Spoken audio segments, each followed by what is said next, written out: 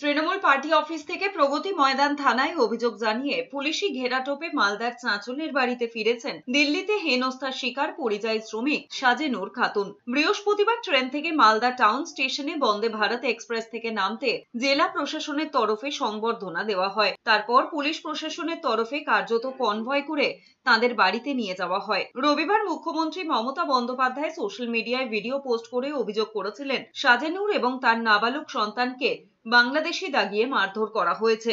সাজেনুর এবং তার স্বামী মুক্তার খান দিল্লিতে দীর্ঘদিন ধরে গীতা কলোনি এলাকায় সরকারি শৌচালয় পরিষ্কারের কাজ করতেন। অভিযোগ, শনিবার দিল্লি পুলিশ বাংলাদেশি বলে দাগিয়ে দিয়ে একটি পার্কে নিয়ে গিয়ে মারধর করে।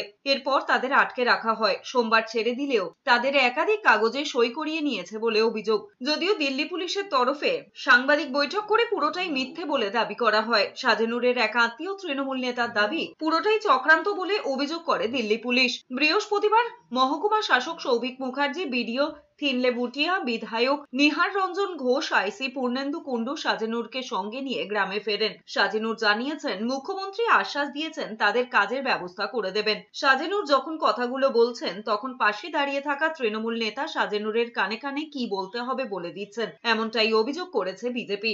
বাংলা কথা বলার জন্য আমাদেরকে বাংলা কথা বললেই বাংলাদেশি বলে আমাদেরকে ধরেছিল। আমার কাছ থেকে ওরা কেড়ে নিচ্ছিল, আমি দেওয়ার জন্য প্রস্তুত ছিলাম না। ওকে ছিঁড়াছিঁড়ি করতে যে ও পড়ে গেছিল, মাথাটাতে লেগেছিল, কানটাও ছিঁড়ে রক্ত বের হয়েছিল।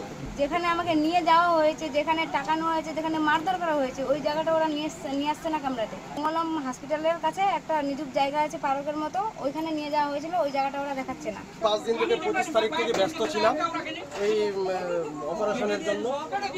তারা ওখানে নির্যাতিত হচ্ছে এবং কিভাবে তাদেরকে আনা যায় সেই নিয়ে আমি যেটুকু কাজ করার একজন প্রতিনিধি হিসাবে সেটা আমি করেছি এবং এরা বাড়িতে ফিরেছে, খুব আমি খুশি হয়েছি।